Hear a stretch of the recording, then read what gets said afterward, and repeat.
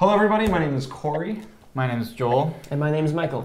We are going to talk about the purchase of Lucasfilm by the Disney Corporation, or the Disney Company, whatever, for $4.05 billion, which is more money than Dr. Evil wanted. Yeah, it's true. That's a really good point.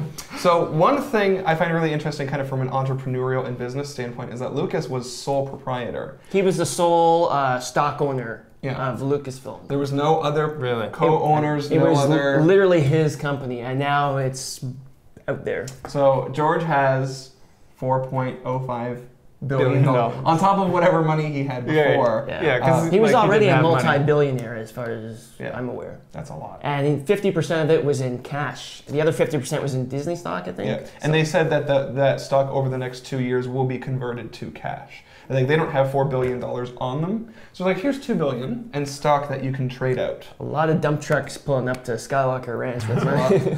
But then hopefully... but he's giving most of it away to charity. He's giving a lot, which is awesome. A lot of that, or most of that, or all of that to charity. Technically, because if he has so much money, he could just give all of it away. Yeah, he doesn't need the extra. Well, he has more money than he knows what to do with now. So that's a cool move of him. You know, people accuse him of being greedy, selling out. He's not selling out because he's not doing it for the money. He's giving it away. So I think that's kind of an unfair criticism. And a lot of people really treated him about the prequel trilogy and all of the marketing that George Lucas was always a sellout. Yeah. And I don't know, maybe getting into retirement, getting older, it's like, do I want Episode 3 to be the last thing I ever did?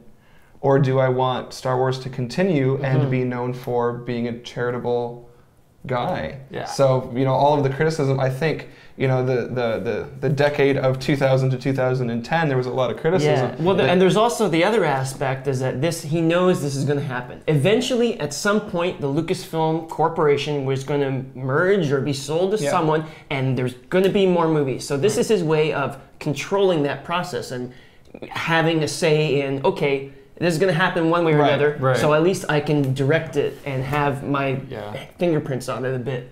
So that's George's end of things. How do you guys feel about Disney being now the owner of...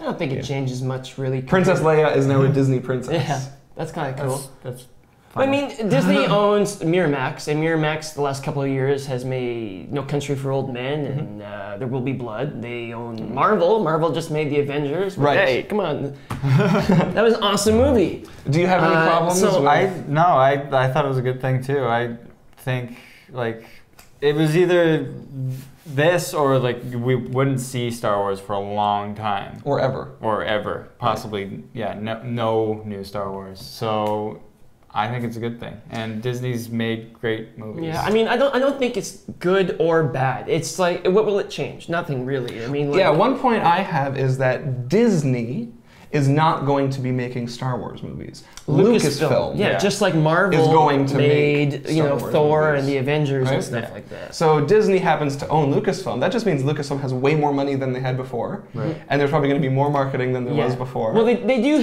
technically have to answer to Disney, but they'll be an autonomous company still, and they'll still do their thing. But when we sit down in the theater and watch the movie, instead of 20th Century Fox's logo, it's going to be Disney's logo, but then it's going to be Lucasfilm's logo. And a Star Wars movie is going to look and feel like a Star Wars movie. It's going to be live action. They're going to be 2.5 hours long. It's probably going to come out in May, because all 6 Star Wars movies came out in May. And they're going to release 7 and 8 and 9, and they will look and feel like Star Wars movies, or else George Lucas never would have agreed to it in the first place. Yeah, well, the movies are based on his treatments, his stories, his characters. So it's still going to be a George Lucas influenced Star Wars movie. He's not going to be writing or directing it, but then he didn't do that for Empire Strikes Back, and that movie turned out great. So. Right, that's a good point. George Lucas didn't direct Episode 5. Officially, he didn't direct Episode 6. He sort of... Oh, he was on set all the time, but Empire, he wasn't even on set most of the time. So, he still is on board as a creative consultant, so I imagine he'll be guiding the designs and maybe selecting crew, maybe... Which is a good thing, because he helped guide the designs in the story for The Empire Strikes Back. Irvin Kershner directed it. What else did Irvin direct?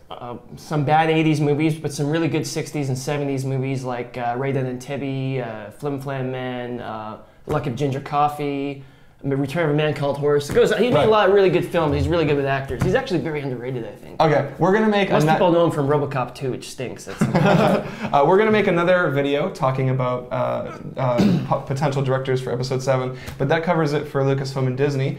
Please subscribe to Apprentice News, and we're gonna be posting a lot of these videos. Please leave your comments below with any questions. We are gonna be happy to answer those. Because we know a lot of stuff about Star Wars. This guy knows a lot of stuff about Star Wars. And this guy knows a lot. They both fan. Well, I call you a fan, but what are you more than a fan? I guess Scholar. Well, technically, this has been used as a university textbook. That's Michael's book. There's a link to it in the description. Thank you guys. You guys are awesome, and we'll see you in another video.